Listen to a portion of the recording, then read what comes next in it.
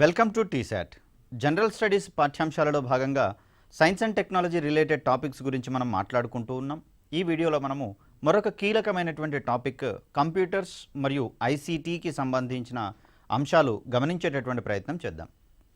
ముఖ్యంగా చూస్తే సాధారణ దైనందిన జీవితంలో ప్రస్తుతము కంప్యూటర్ల యొక్క ఇన్వాల్వ్మెంట్ లేనటువంటి రంగము లేదు అనడంలో అతిశయోక్తి లేదు. వ్యవసాయ రంగం నుంచి మొదలుకొని అంతరిక్ష రంగం వరకు కూడా అత్యంత ఫాస్టెస్ట్ గ్రోత్ సాధించడంలో మనకు కంప్యూటర్స్ అనేవి కీలకమైనటువంటి పాత్ర పోషిస్తూ ఉన్నాయి. ముఖ్యంగా చూస్తే మొదటి రెండవ పారిశ్రామిక విప్లవాల తర్వాత థర్డ్ ఇండస్ట్రియల్ రెవల్యూషన్ సాకారం కావడంలో కంప్యూటర్లదే ఒక కీలకమైనటువంటి పాత్రగా మనకు కనిపిస్తూ ఉంది. మొదటి ఇండస్ట్రియల్ రెవల్యూషన్లో ఆవిరి యంత్రం కీలక పాత్ర పోషిస్తే రెండవ ఇండస్ట్రియల్ రెవల్యూషన్లో విద్యుత్ అనేది ప్రధాన పాత్ర పోషించడం జరిగింది. మరి వీటన్నిటికీ మించినటువంటి అభివృద్ధి థర్డ్ ఇండస్ట్రియల్ రెవల్యూషన్లో కనిపిస్తూ ఉంది. ఆ రంగంలో కంప్యూటర్ల యొక్క అప్లికేషన్స్ విస్తృతమవుతున్నటువంటి క్రమంలో మరి ప్రస్తుతము అనేకమైనటువంటి సంక్లిష్ట సమస్యలకు సైతము సత్వర పరిష్కారాలు అందించేటటువంటి క్రమంలో ఈ కంప్యూటర్లు అనేవి మనకు ఉపయోగపడుతున్నటువంటి ధర్మిల మరి కంప్యూటర్లకు సంబంధించినటువంటి ప్రాథమిక అంశాలు, అదేవిధంగా ఈ మధ్యకాలంలో సూపర్ కంప్యూటర్ల యొక్క రంగంలో భారత్ విశేషమైనటువంటి కృషిని సాధిస్తున్నటువంటి పరిణామ క్రమాన్ని మనం చూస్తూ ఉన్నాం. మరి ఆ కోణంలో సూపర్ కంప్యూటర్లను కావచ్చు, అదేవిధంగా భారతదేశము అత్యంత ప్రతిష్టాత్మకంగా భారత ఆర్థిక ముఖ చిత్రాన్ని సాంకేతికత తోడ్పాటుతో ఇక్కడ భవిష్యత్ ఎకానమీని మరింత సమున్నతంగా తీర్చిదిద్దేటటువంటి కోణంలో డిజిటల్ ఇండియాను ఆవిష్కరించుకున్నటువంటి సంగతి మనందరికీ తెలిసిందే.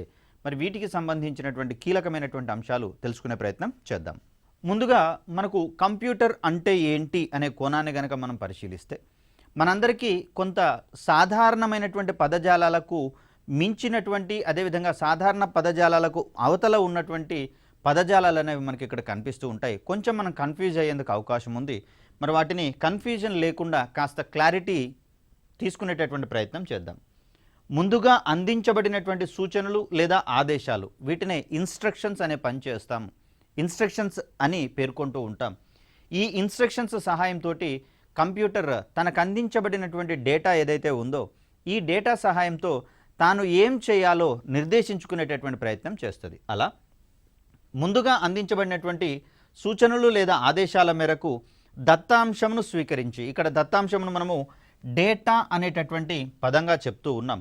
విశ్లేషణ చేయడము అంటే ఇచ్చినటువంటి డేటాని ఇన్స్ట్రక్షన్స్ ఆధారంగా విశ్లేషణ చేసేటటువంటి ప్రయత్నం చేస్తుంది. అలా ఏర్పడినటువంటి సమాచారము, ఇక్కడ మనకు డిఫరెన్సెస్ అనేది అర్థం చేసుకోవాలి. Processed data is called information అని చెప్తాం. అంటే డేటాని ప్రాసెస్ చేయగా వచ్చినటువంటి రిజల్ట్ ఏదైతే ఉందో దాన్ని మనం సమాచారం అనేటటువంటి అంశంతో చెప్తాం. దీనిని నిక్షేపం చేయగల అంటే స్టోర్ చేయగలిగేటటువంటి క్యాపబిలిటీ కూడా ఉన్నట్లుగా కనిపిస్తుంది. ఆ విధమైనటువంటి ఎలక్ట్రానిక్ పరికరాన్ని మనము కంప్యూటర్ అంటాము అని చెప్పేసి ఆక్స్ఫర్డ్ ఇంగ్లీష్ డిక్షనరీ వారు అందించినటువంటి నిర్వచనంగా దీన్ని మనం చూస్తాం. అంటే కంప్యూటర్ దత్తాంశాన్ని స్వీకరించగలదు, దత్తాంశాన్ని విశ్లేషణ చేయగలదు, అదేవిధంగా సమాచారాన్ని మనకు అందించగలదు. ఇలా వచ్చినటువంటి సమాచారాన్ని కావచ్చు, అందించిన డేటాను కావచ్చు, విశ్లేషణ చేయడానికి ఉపయోగపడినటువంటి ఇన్స్ట్రక్షన్స్ కావచ్చు, వీటన్నింటినీ కూడా నిక్షేపం అంటే స్టోర్ చేయగలుగుతుంది ఫర్ ఫ్యూచర్ యూసేజ్, అంటే భవిష్యత్ అవసరాల కోసం వీటిని స్టోర్ చేసేటటువంటి సాంకేతిక సామర్థ్యం ఉన్నటువంటి ఒక డివైస్, ఎలక్ట్రానిక్ అండ్ మెకానికల్ డివైస్గా మనం ఇక్కడ కంప్యూటర్ని పేర్కొంటాం.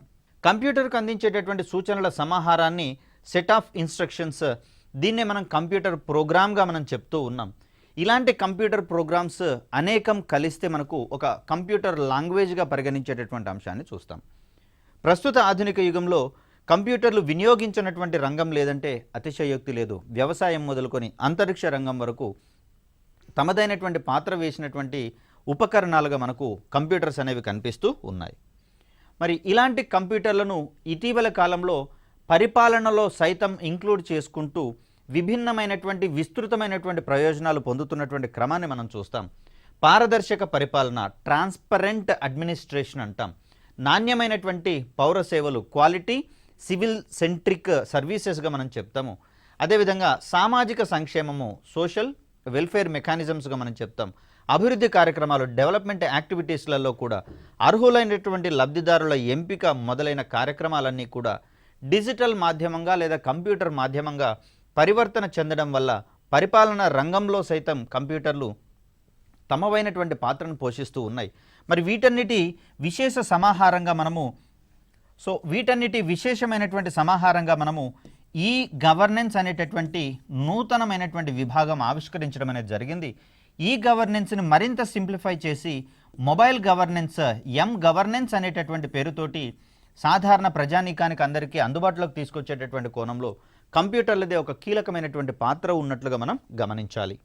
పూర్వకాలంలో గణనలు చేయడానికి అబాకస్ వంటి పరికరాలను వాడేవారు. అబాకస్ను రూపొందించిన వారుగా చైనీయులు మనకు కనిపిస్తూ ఉన్నారు. అదేవిధంగా నేపియర్ బోన్స్ అనేటటువంటి యాంత్రిక పరికరాలు, అంటే మెకానికల్ డివైజెస్గా వీటిని మనం చెప్తాం. వీటిని వాడగా కంప్యూటర్లు రూపొందించడానికి ప్రేరణగా నిలిచినటువంటి పాస్కల్ యంత్రం ఏదైతే ఉందో దీనిని రూపొందించినటువంటి వ్యక్తిగా మనకు బ్లైసీ పాస్కల్ అనేటటువంటి వ్యక్తి కనిపిస్తారు. ఈ పాస్కల్ యంత్రాన్ని మనం మొట్టమొదటి మెకానికల్ క్యాల్కులేటర్గా పిలిచేటటువంటి ప్రయత్నం చేస్తూ ఉన్నాం. మరి ఈ ఆవిష్కరణకు గాను ఇక్కడ చార్లెస్ బ్యాబేజ్ని కంప్యూటర్ల పితామహునిగా మనం పేర్కొంటూ ఉన్నాం. ఫాదర్ ఆఫ్ కంప్యూటర్స్గా వీరిని మనం ప్రస్తుతిస్తూ ఉన్నాం. ఫాదర్ ఆఫ్ కంప్యూటర్స్ అక్కడ మనకు కనిపిస్తున్న వ్యక్తి చార్లెస్ బ్యాబేజ్గా మనం ఇక్కడ చెప్తాం. ఇక్కడ మనకు కనిపిస్తూ ఉన్నాయి వివిధ తరాలకు చెందినటువంటి కంప్యూటర్లుగా మనం చెప్తాం. అంటే కంప్యూటర్లకు ఉన్నటువంటి భౌతిక లక్షణాలు కావచ్చు, అంటే వాటి యొక్క పరిమాణం అధికంగా ఉండడం, హీట్ జనరేట్ చేయడం, అధిక మొత్తంలో హీట్ జనరేట్ చేయడము, లో ప్రాసెసింగ్ స్పీడు, అదేవిధంగా హై ప్రాసెసింగ్ స్పీడు, ఇలా కొన్ని క్యారెక్టరిస్టిక్స్ని ఆధారంగా చేసుకొని సిమిలర్ కైండ్ ఆఫ్ క్యారెక్టరిస్టిక్స్ ఉన్నటువంటి కంప్యూటర్లన్నింటినీ కూడా ఒక తరంగా మనం పేర్కొనేటటువంటి ప్రయత్నం చేస్తాం. హ్యూమన్ జనరేషన్స్ ఏ విధంగా అయితే ఉంటాయో కంప్యూటర్లలో ఉన్నటువంటి సారూప్య లక్షణాలను ఆధారంగా చేసుకొని, సిమిలారిటీస్ని ఆధారంగా చేసుకొని వాటిని మనము వేరియస్ జనరేషన్స్గా అధ్యయనం చేయాల్సినటువంటి అవసరం ఉంది. మరి ఆ కోణంలో మొదటి తరం కంప్యూటర్ల నుంచి మొదలుకొని ప్రస్తుతం మనం 5వ తరం కంప్యూటర్లలో ఉన్నట్లుగా మనం చూస్తూ ఉన్నాం. మరి వీటిలలో ఉన్నటువంటి కాలక్రమంలో వచ్చిన మార్పుల గురించి మనం మాట్లాడుకునే ప్రయత్నం చేద్దాం. ఇక్కడ మొదటి తరం కంప్యూటర్లు అనేవి 1940s నుంచి 1956 మధ్యకాలంలో అభివృద్ధి పరచబడినటువంటి కంప్యూటర్లుగా మనం చూస్తాం. వీటిలో ఉన్నటువంటి కామన్ థింగ్ ఏంటి లేదా సిమిలారిటీ ఏది అంటే వీటన్నింటిలలో కూడా శూన్య నాళికలను వాడడం అనేది జరిగింది. వీటిని మనము వాక్యూమ్ ట్యూబ్స్ అని చెప్పేసి అంటాం. ఈ శూన్య నాళికలను వాడగా ఏర్పడినటువంటి కంప్యూటర్లు అన్నింటినీ కూడా మనము మొదటి తరం కంప్యూటర్లుగా పేర్కొంటూ ఉంటాం. దీంట్లో సమాచార నిల్వకు మ్యాగ్నెటిక్ డ్రమ్స్ అనేటటువంటి వాటిని వాడడం జరిగింది. ఇక్కడ మనం గమనించవచ్చు, ఒక నిలువెత్తు మనిషికి మించినటువంటి హైట్లో కంప్యూటర్ అనేది మనకు కనిపిస్తూ ఉంది. మోస్ట్ ప్రాబబ్లీ ఇవి ఒక రూమ్ పరిమాణం, సాధారణ గది పరిమాణంలో ఉండేటటువంటి కంప్యూటర్లుగా మనకు కనిపిస్తూ ఉన్నాయి. అనగా భారీ ఆకారంలో ఉండేటటువంటి కంప్యూటర్లుగా మనకు ఈ మొదటి తరం కంప్యూటర్లు అనేవి కనిపిస్తూ ఉన్నాయి. ఇక్కడ కొన్ని ఉదాహరణలు కనుక మనం గమనిస్తే మార్క్ 1 అనేటటువంటి కంప్యూటర్ మనకు మొదటి తరం కంప్యూటర్కు ఉదాహరణగా కనిపిస్తుంది. ఎనియాక్ అనేటటువంటి కంప్యూటరు, ఎడ్వాక్, ఎడ్సాక్, అదేవిధంగా యూనివాక్, యూనివర్సల్ అడ్వాన్స్డ్ కంప్యూటర్గా మనం ఇక్కడ చెప్తూ ఉన్నాం. ఇవన్నీ కూడా మనకు మొదటి తరం కంప్యూటర్ల యొక్క ఉదాహరణలుగా మనం చెప్తాం. Electronically numerical integrated and advanced కంప్యూటింగ్గా దీన్ని మనం చెప్తాం. అలా మనకు అబ్రివేషన్స్ మరియు ఇవి ఏ తరం కంప్యూటర్లు అనేటటువంటి కోణంలో క్వశ్చన్స్ని ఎక్స్పెక్ట్ చేసేటటువంటి అవకాశం ఉంది. ఇక్కడ సెకండ్ జనరేషన్ కంప్యూటర్ల విషయానికి వచ్చేసరికల్లా 1956 నుంచి 1963 మధ్యకాలంలో రూపొందించబడినటువంటి కంప్యూటర్లను 2వ తరం కంప్యూటర్లుగా మనం చెప్తాం. ఇక్కడ మొదటి తరం కంప్యూటర్లలో శూన్య నాళికలు కీలక పాత్ర పోషిస్తే శూన్య నాళికల స్థానంలో ట్రాన్సిస్టర్స్ అనేటటువంటి వాటిని ఇక్కడ వాడడం అనేది జరిగింది.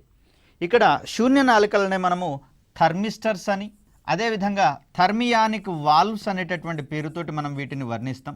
మరి ఇవి పనితీరులో అధిక ఉష్ణాన్ని వెలువరించడం అనేటటువంటి కారణము, అదేవిధంగా అధిక మొత్తంలో వాడబడుతూ ఉండడం వల్ల ఈ కంప్యూటర్ల యొక్క మొదటి జనరేషన్ కంప్యూటర్ల యొక్క పరిమాణం అధికంగా ఉండడం, ఇవన్నీ ఇబ్బందులు.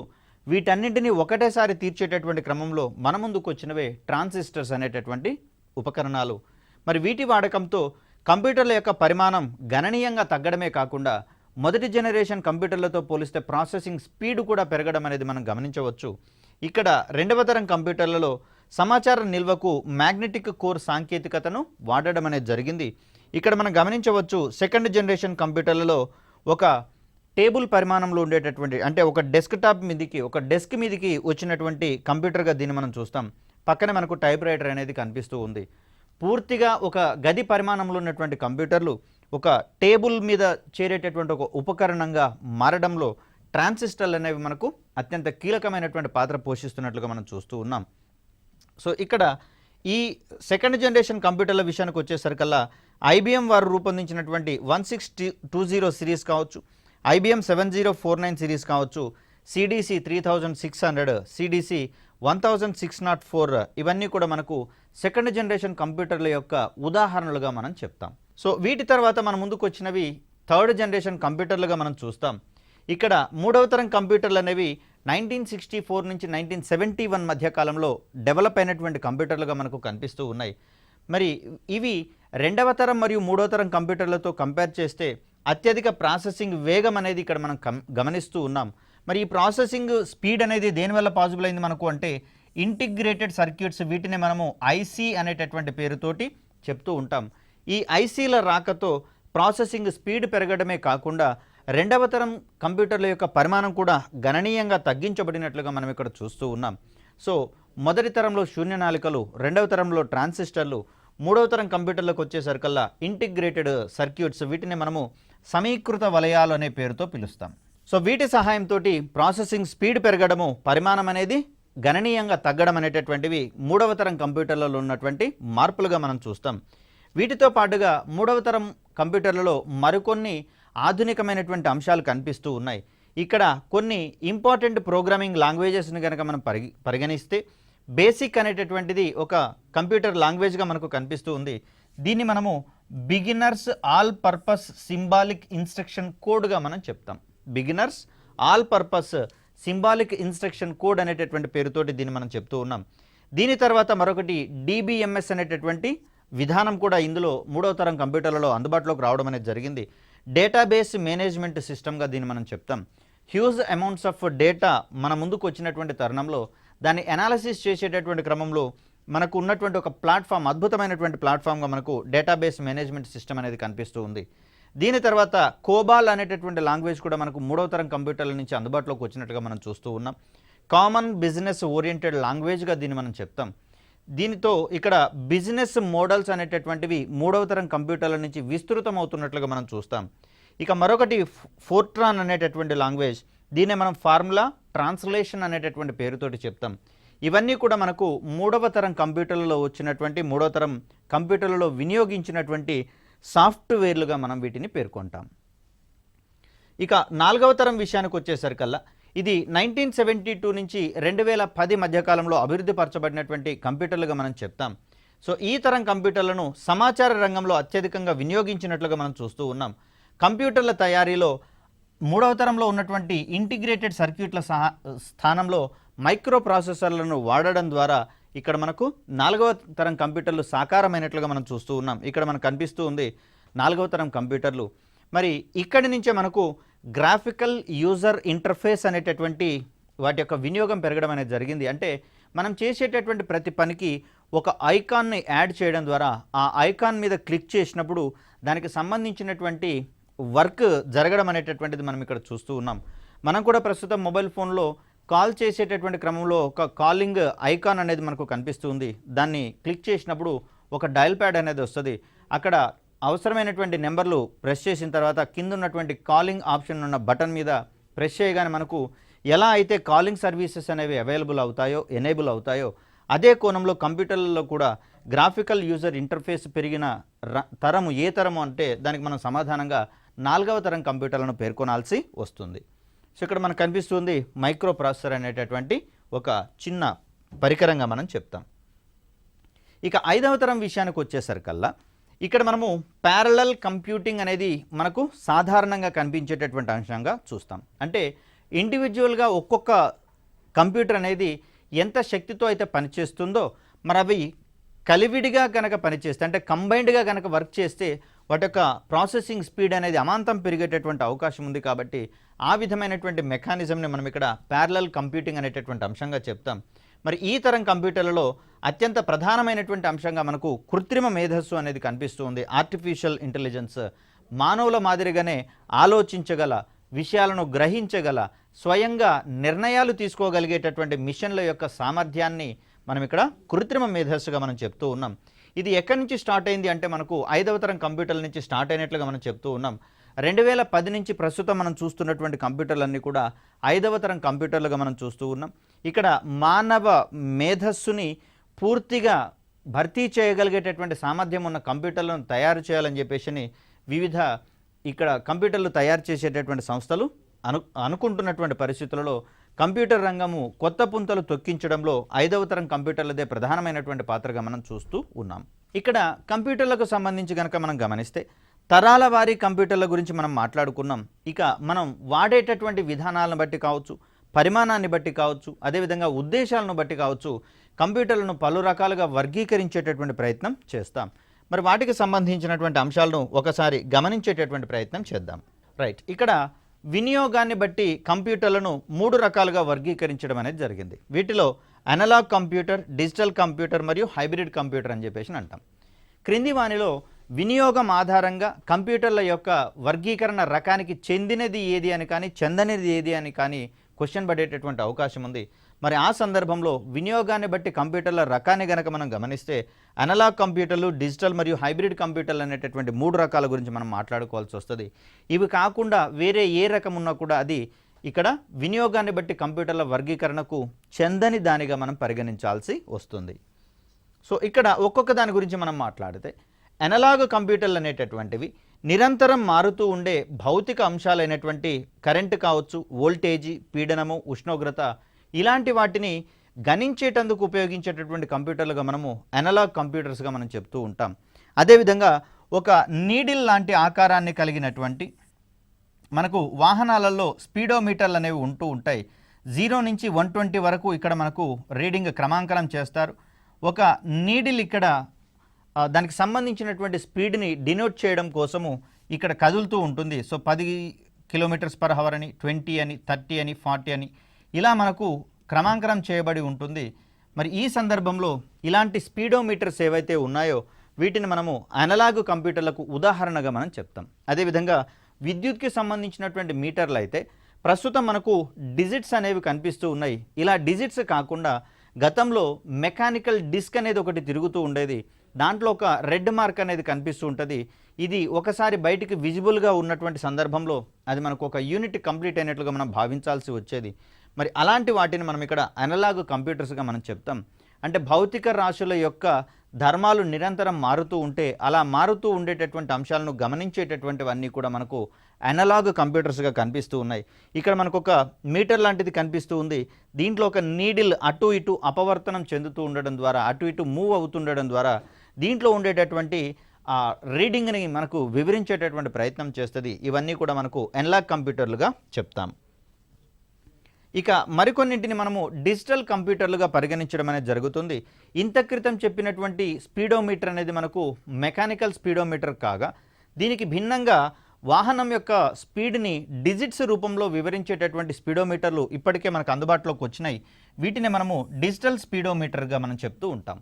ఇవి కూడా భౌతిక రాశుల యొక్క ప్రమాణాలను లేదా పరిమాణాన్ని వివరించేటటువంటి ప్రయత్నం చేస్తాయి. కాకపోతే ఇక్కడ డిజిట్స్ రూపంలో మనకు అందించేటటువంటి ప్రయత్నం చేస్తుంది. గతంలో అయితే మనకు పాదరస థర్మామీటర్ అనేది కనిపించేది కదా. ఈ పాదరస థర్మామీటర్లో పాదరసం వ్యాకోచం చెందుతున్నటువంటి క్రమంలో రీడింగ్స్ అనేవి మనం గమనించాం. అది మనకు అనలాగ్ కంప్యూటర్ అనేటటువంటి కోణంలో దాన్ని మనం అబ్జర్వ్ చేస్తే ప్రస్తుతము ఈ పాదరస థర్మామీటర్లు అనేవి కొంత ప్రమాదకరంగా ఉంటున్నటువంటి పరిస్థితుల్లో, అంటే పొరపాటున కనుక అవి కొరికినా లేకపోతే అవి పగిలిపోయి పాదరసం కనుక నోట్లోకి స్ప్లిట్ అయినా కూడా మనకు అక్కడ అది కొంచెం అనారోగ్యకరమైనటువంటి పరిస్థితులు అందిస్తుంది. కాబట్టి వాటికి ప్రత్యామ్నాయంగా డిజిటల్ థర్మామీటర్స్ అనేవి డెవలప్ చేయడం అనేది జరిగింది. మరి వీటిని వాడుతున్నటువంటి సందర్భంలో శరీరం యొక్క టెంపరేచర్ ఏదైతే ఉందో దాన్ని అవి డిజిట్స్ రూపంలో అందిస్తాయి. కాబట్టి ఇలాంటి డిజిటల్ థర్మామీటర్లను కూడా మనం ఇక్కడ డిజిటల్ కంప్యూటర్లకు ఉదాహరణగా మనం చెప్తూ ఉంటాం. వివిధ భౌతిక రాశులను అంకెల రూపంలో బైనరీ డిజిట్లుగా మార్చి ప్రాసెస్ చేసేటటువంటి కంప్యూటర్లను మనం ఇప్పుడు డిజిటల్ కంప్యూటర్లుగా మనం చెప్తూ ఉన్నాం. ప్రస్తుతం మనం చూస్తున్నటువంటి కంప్యూటర్లు అన్నీ కూడా మనకు డిజిటల్ కంప్యూటర్లుగానే కనిపిస్తూ ఉంటాయి. మరి వీటికి భిన్నంగా కనిపించేటటువంటివి మనకు హైబ్రిడ్ కంప్యూటర్లుగా మనం చెప్తాం. అంటే వీటికి అనలాగ్ కంప్యూటర్ల ధర్మాలు, అదేవిధంగా డిజిటల్ కంప్యూటర్ల ధర్మాలు కూడా ఉంటున్నటువంటి పరిస్థితుల్లో వీటిని మనం హైబ్రిడ్ కంప్యూటర్స్గా మనం చెప్తూ ఉంటాం. ఇలాంటి హైబ్రిడ్ కంప్యూటర్స్ అనేవి ప్రధానంగా వైద్య రంగంలో అధికంగా ఉపయోగించేటటువంటి పరికరాలుగా మనం చూస్తాం. డయాలసిస్ మిషన్లు కావచ్చు, ఈసీజీ కనుక్కునేటటువంటి మిషన్లు కావచ్చు, ఈఈజీ చేసేటటువంటి ఎలక్ట్రిక్ ఎన్సెఫలోగ్రాఫ్ అని చెప్పేసి అంటాం. మరి ఇలాంటి పరికరాలన్నీ కూడా మనకు ఇక్కడ హైబ్రిడ్ కంప్యూటర్లుగా మనం చెప్తూ ఉంటాం. ఇవన్నీ కూడా సో ఇక్కడ కనిపిస్తుంది మనకు హైబ్రిడ్ కంప్యూటర్కి సంబంధించినటువంటి ఒక మోడల్గా మనం చెప్తాం. ఇక వినియోగం ఆధారంగా కంప్యూటర్లను మనం 3 రకాలుగా వర్గీకరించుకున్నామని చెప్పేసి అన్నాం. ఇక్కడ అవసరాలు లేదా ఉద్దేశాల ఆధారంగా అని చెప్పేసి కూడా మనం అనుకోవచ్చు. ఇక్కడ సో ఉద్దేశాల ఆధారంగా కంప్యూటర్లను 2 రకాలుగా విభజించడం అనేది జరిగింది. వాటిని మనం ప్రత్యేక అవసరాలు గల కంప్యూటర్లు, అదేవిధంగా సాధారణ అవసరాల కంప్యూటర్లుగా మనం పేర్కొంటూ ఉంటాం. అంటే రెగ్యులర్ యూసేజ్లో గృహ అవసరాలకు కానీ కార్యాలయ అవసరాలకు కానీ వాడేటటువంటివన్నీ కూడా సాధారణ అవసరాల కంప్యూటర్లుగా కనిపిస్తూ ఉంటే, మనకు విమానాల టేకాఫ్ మరియు ల్యాండింగ్ సందర్భంగా విమానాల టేకాఫ్ మరియు ల్యాండింగ్ ప్రక్రియలను సూపర్విజన్ చేసేటటువంటి కంప్యూటర్లు ప్రత్యేక అవసరాలు గల కంప్యూటర్లుగా మనకు కనిపిస్తూ ఉన్నాయి. వీటితో పాటుగా కంప్యూటర్ ఎయిడెడ్ డిజైన్ అనేటటువంటి అంశాల కోసం ప్రత్యేకంగా రూపొందించబడినటువంటివి ప్రత్యేక అవసరాలు గల కంప్యూటర్లుగా మనకు కనిపిస్తూ ఉన్నాయి. అదేవిధంగా యానిమేషన్ రంగంలో వాడేటటువంటి కంప్యూటర్లు కూడా మనకు ప్రత్యేక అవసరాల కంప్యూటర్లుగా కనిపిస్తూ ఉన్నాయి. వీటి కోసము హై ఎండ్ కంప్యూటర్లను మనం వాడాల్సి వస్తుంది. ఇలాంటి వాటిని సాధారణ అవసరాల కోసం వాడేటటువంటి ప్రయత్నం చేయము. కాబట్టి ఇక్కడ మనం వాడేటటువంటివి ప్రత్యేక అవసరాల కంప్యూటర్లుగా మనం చూస్తాం. గృహాలలో కావచ్చు, సాధారణ కార్యాలయాలలో కావచ్చు వాడేటటువంటివన్నీ కూడా మనకు సాధారణ అవసరాల కంప్యూటర్లుగా చూస్తాం.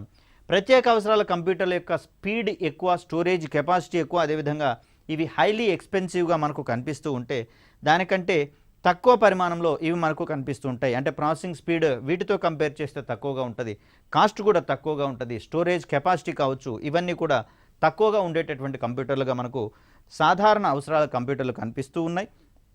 ప్రపంచవ్యాప్తంగా అత్యధికంగా వినియోగంలో ఉండేటటువంటి కంప్యూటర్లు ఏవి అన్నప్పుడు దానికి సమాధానంగా మనము సాధారణ అవసరాల కంప్యూటర్లు అని చెప్పేసి అంటాం. తక్కువ మొత్తంలో వాడబడేవి ప్రత్యేక అవసరాలు గల కంప్యూటర్లుగా మనం చూస్తాం.